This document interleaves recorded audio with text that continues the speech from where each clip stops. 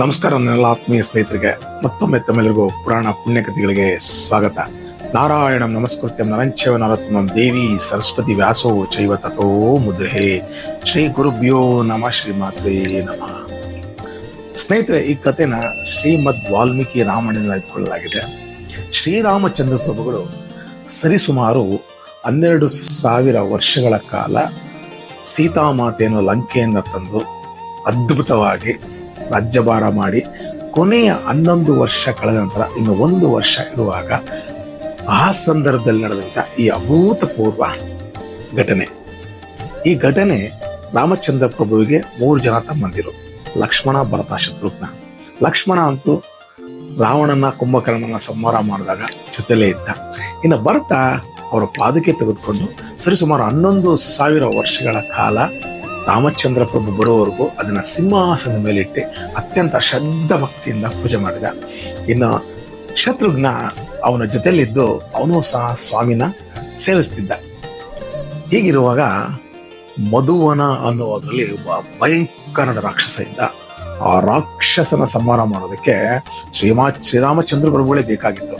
ಆದರೆ ಅದೃಷ್ಟವಶಾತ್ ಆ ಕಾರ್ಯನ ಶತ್ರುಘ್ನ ತೆಗೆದುಕೊಂಡ.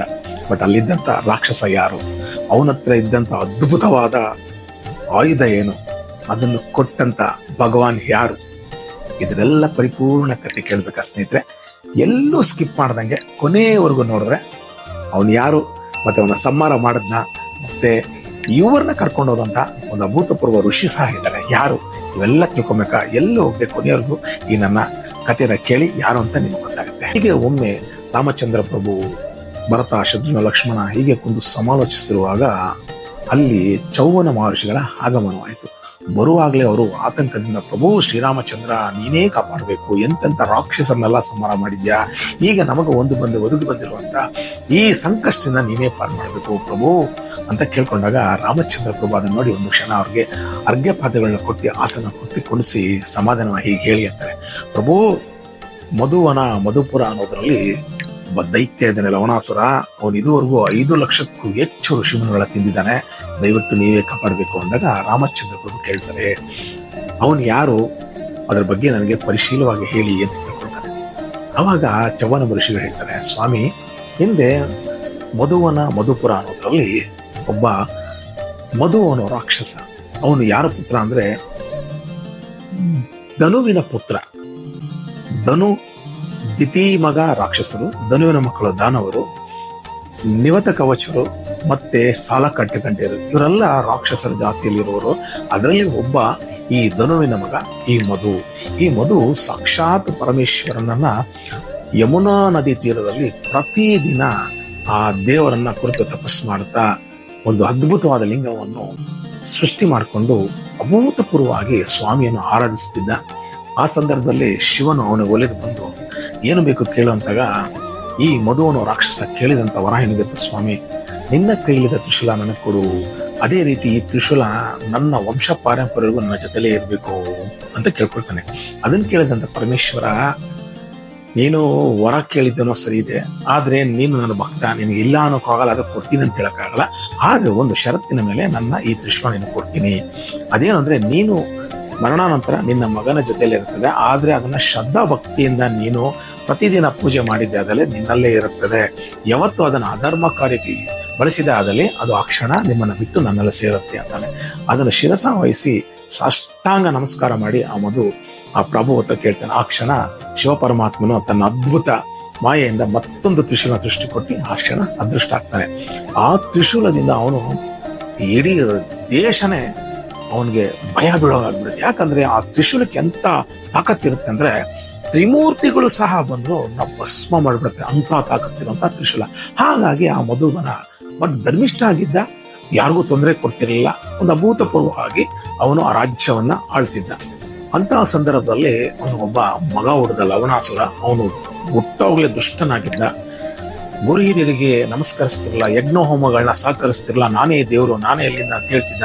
ಇದನ್ನ ನೋಡಿದಂತ ಅವನ ತಂದೆ ಮಧು, ನೋಡಪ್ಪ ನೀನ್ ಮಾಡ್ತಾ ಇರೋದು ಅಧರ್ಮ ಕೆಲಸ, ನೀನ್ ಹೀಗೆ ಮಾಡ್ತಿದ್ರೆ ಒಂದಿನ ಖಂಡಿತ ನೀನು ಧರ್ಮದಿಂದ ನೀನು ಬಂದಂತ ಆ ಪ್ರಭುವಿನಿಂದ ನೀನು ಹತ್ಯೆ ಆಗ್ತೀಯಾ, ಆದಷ್ಟು ನಿನ್ನ ಗುಣಗಳನ್ನ ಬದಲಾಯಿಸ್ಕೊಂಡು ಎಷ್ಟು ಹೇಳಿದ್ರು ಕೇಳೋದಿಲ್ಲ.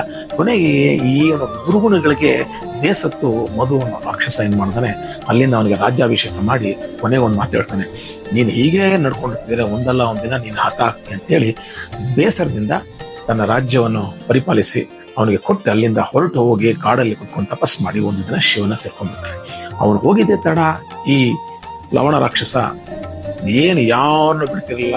ಮನುಷ್ಯರು ಅಂದ್ರೆ ಅವನಿಗೆ ಮೈಸೂರು ಪಾಕ್ ತಿನ್ನಂಗೆ, ಅದು ಋಷಿಗಳು ಅಂದ್ರೆ ಇನ್ನೂ ಇಷ್ಟ ಆಗುತ್ತೆ.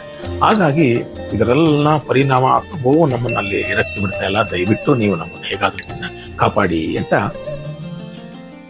ಋಷಿ ಚವನು ಕೇಳ್ಕೊಳ್ತಾರೆ.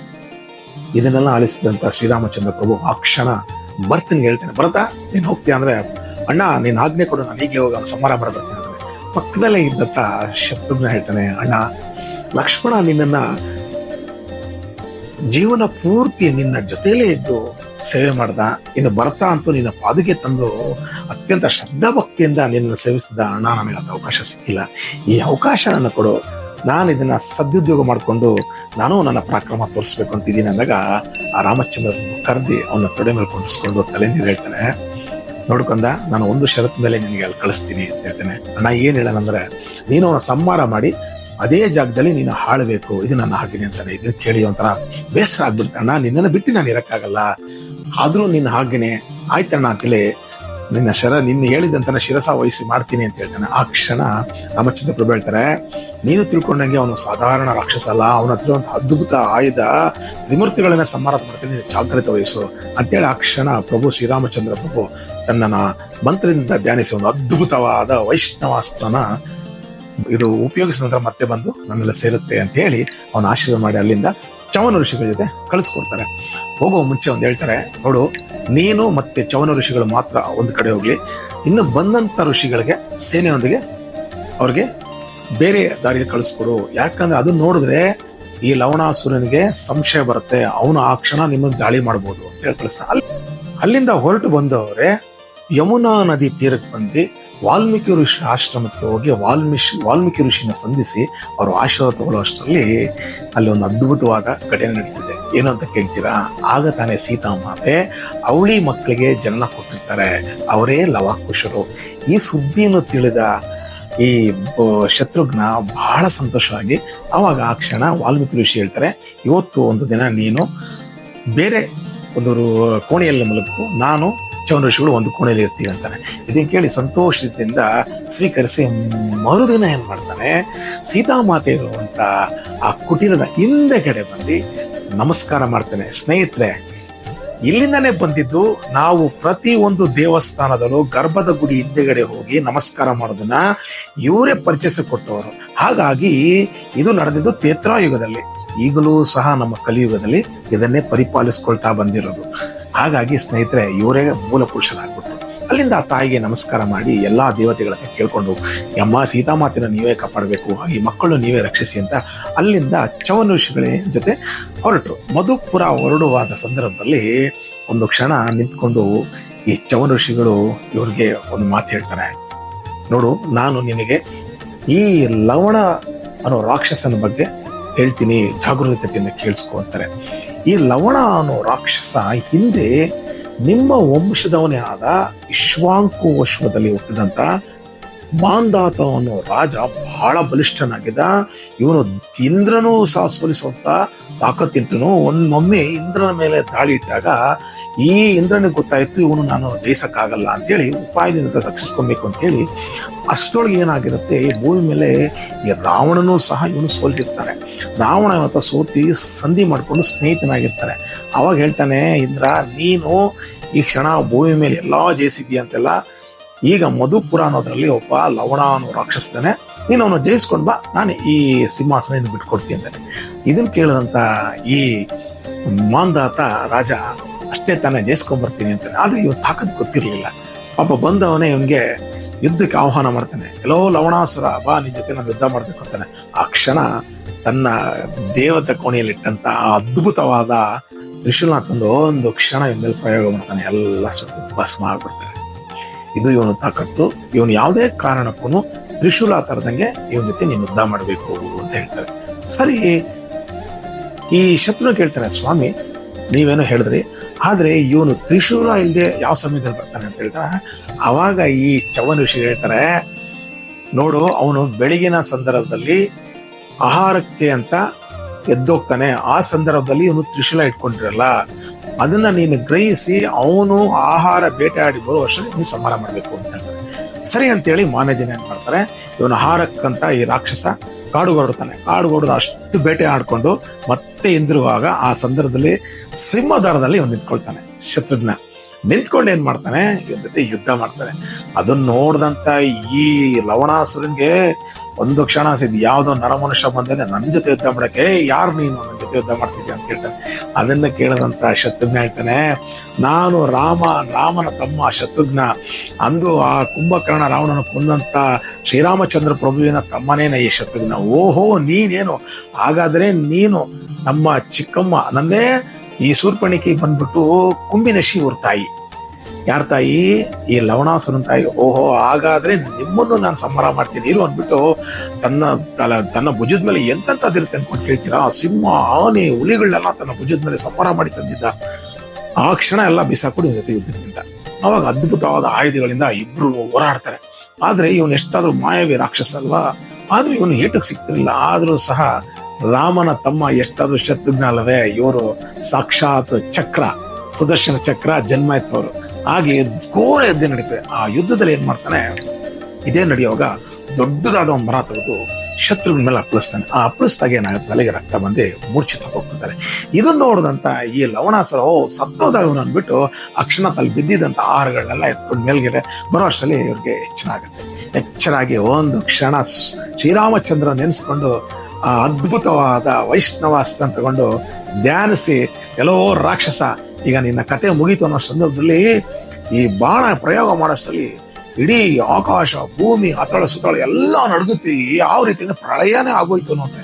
ಯಾಕಂದ್ರೆ ಆ ಅಸ್ತ್ರದ ಮಹಿಮೆಗೆ ಎಲ್ಲ ದೇವಾನು ದೇವತೆಗಳು, ಒಂದಷ್ಟು ಜನ ಬ್ರಹ್ಮನ ಹತ್ರ, ಒಂದಷ್ಟು ಜನ ಶಿವನ ಹತ್ರ ಹೋಗ್ತಾರೆ, ಸ್ವಾಮಿ ಏನಿದು ಪ್ರಳಯ ಆಗ್ತಿದೆ ಅಂತ ಹೇಳ್ತಾನೆ. ಇಲ್ಲ, ಯಾರು ಭಯ ಬಿಡಿ, ಇದು ವೈಷ್ಣವಾಸ್ತ್ರದ ಮಹಿಮೆ. ಇದು ಪ್ರಯೋಗ ಮಾಡುವಾಗ ಈ ತರ ಸದ್ದು ಬರುತ್ತೆ, ನೀವು ಯಾರು ಭಯ ಪಡೋ ಅಗತ್ಯ ಇಲ್ಲ, ಈ ಕ್ಷಣ ಲವಣಾಸುರ ಸಂಹಾರ ಆಗ್ತಾನೆ ಅಂತ ಹೇಳಿದಾಗ ಇಲ್ಲೇ ಇದ್ದಂತ ಶತ್ರುಘ್ನ ಒಂದು ಸಲ ರಾಮಚಂದ್ರ ಪ್ರಭು ನೆನೆಸ್ಕೊಂಡು ಆಯುಧ ನನ್ನ ಮೇಲೆ ಬಿಟ್ಬಿಡ್ತಾನೆ. ಬಿಟ್ಟಿದ್ದೆ ಅವನು ಎದೆ ಸಿಳ್ಕೊಂಡು ಮತ್ತೆ ಯಮುನಾ ನದಿಗೆ ಹೋಗಿ ತೊಳ್ಕೊಂಡು ಮತ್ತೆ ಬರ್ತಾನೆ, ಬಕೆಟ್ಗೆ ಕುತ್ಕೊಳ್ಳುತ್ತೆ.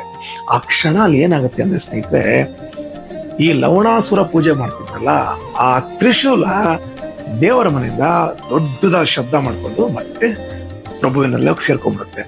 ಈ ಸದ್ದು ಕೇಳಿದ ತಕ್ಷಣ ಆ ಕ್ಷಣ ಕೇಳ್ತಾನೆ ಚವನ ವರ್ಷ, ಸ್ವಾಮಿ ಏನಿದು ಸದ್ದು ಬರ್ತಾ ಇರೋದು ಹೇಳ್ತಾನೆ. ಲವಣಾಸುರ ಇಟ್ಟಂತ ಪೂಜೆ ಮಾಡಿ ಇಟ್ಟಿದಂತ ಆ ತ್ರಿಶೂಲ ಮತ್ತೆ ಸ್ವಾಮಿ ಕಡೆಗೆ ಶಬ್ದ ಮಾಡ್ಕೊಂಡು ಹೋಯ್ತಾನು. ಅಯ್ಯೋ, ಎಂತ ಕೆಲಸ ಆಯ್ತು ಸ್ವಾಮಿ, ನಾನು ನೋಡಿದ್ರೆ ಅದನ್ನ ಕೈ ಮುಗಿದ್ದಿಂದ ಆ ಸ್ಥಳಕ್ಕೆ ಹೋಗಿ ಆ ತ್ರಿಶೂಲ ಇದ್ದಂತ ಸ್ಥಳಕ್ಕೆ ಸಾಷ್ಟಾಂಗ ನಮಸ್ಕಾರ ಮಾಡ್ತಾನೆ.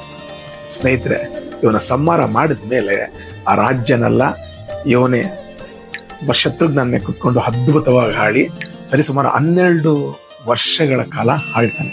12 ವರ್ಷಗಳ ಸುಭಿಶ್ವವಾಗಿ ಹಾಡಿ ಒಂದು ದಿನ ಶ್ರೀರಾಮಚಂದ್ರ ಪ್ರಭುವಿಗೆ ಬಂದು ಸೇರ್ಕೊಂಡು ಮತ್ತೆ ಇವರೆಲ್ಲ ಭೂಮಿ ಬಿಟ್ಟು ಮತ್ತೆ ಅವರ ಆಯುಧಗಳಾಗಿ ಮತ್ತೆ ಸೇರ್ಕೊಳ್ತಾರೆ. ಸ್ನೇಹಿತರೆ, ಈ ಕತೆ ನಮ್ಗೆ 2 ವಿಚಾರ ತಿಳಿಸ್ಕೊಳುತ್ತೆ. ಅಣ್ಣನ ಆಜ್ಞೆ ಮತ್ತೆ ಅಣ್ಣ ಕೊಟ್ಟಂತ ಮಾತು ಮತ್ತೆ ಇವನು ಉಳಿಸ್ಕೊಂಡ. ಹಾಗಾಗಿ ಇಲ್ಲಿ ನಾವು ತಿಳ್ಕೊಳ್ಬೇಕು ಏನು ಅಂದ್ರೆ, ಪ್ರಭು ಶ್ರೀರಾಮಚಂದ್ರ ಮನುಷ್ಯನ ಹುಟ್ಟು ಬಂದ್ರು ಯಾವತ್ತು ತನ್ನ ದೇವತೆ ಅಂತ ತೋರಿಸ್ಕೊಂಡಿರ್ಲಿಲ್ಲ.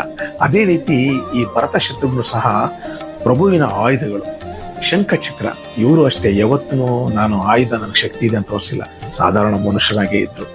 ನೋಡಿ, ದೇವತೆಗಳು ಸಹ ಮನುಷ್ಯರಾಗಿ ಬಂದ್ಮೇಲೆ ಅವರು ಮನುಷ್ಯ ಗುಣಗಳನ್ನೇ ಬೆಳೆಸ್ಕೊಂಡಿರ್ತಾರೆ. ದೇವತೆ ಅಂತ ಎಲ್ಲೂ ಅಪ್ಪಿ ತಪ್ಪಿನೂ ಸಹ ತನ್ನ ದುರಾಂಕರನ ತೋರಿಸ್ಕೊಳ್ಸ್ಕೊಳ್ಳೋದಿಲ್ಲ. ಇದನ್ನು ತಿಳ್ಕೊಳ್ಳೋದು ತುಂಬಾ ಇದೆ ಸ್ನೇಹಿತರೆ.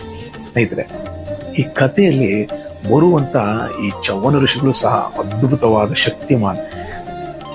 ಈ ಚವ್ವನ ಋಷಿಗಳು ಸಹ ಸಾಮಾನ್ಯದ ತಿಳ್ಕೊಂಬೇಡಿ, ಅಂತ ಇಂದ್ರನನ್ನೇ ಸ್ತಬ್ಧ ಮಾಡಿದಂಥವ್ರು. ಒಂದಾನೊಂದು ಸಮಯದಲ್ಲಿ ಅಶ್ವಿನಿ ದೇವತೆಗಳಿಗೆ ಅಲ್ಲಿವರೆಗೂ ಯಜ್ಞದಲ್ಲಿ ಸೋಮಪಾನ ಕೊಡ್ತಿರ್ಲಿಲ್ಲ.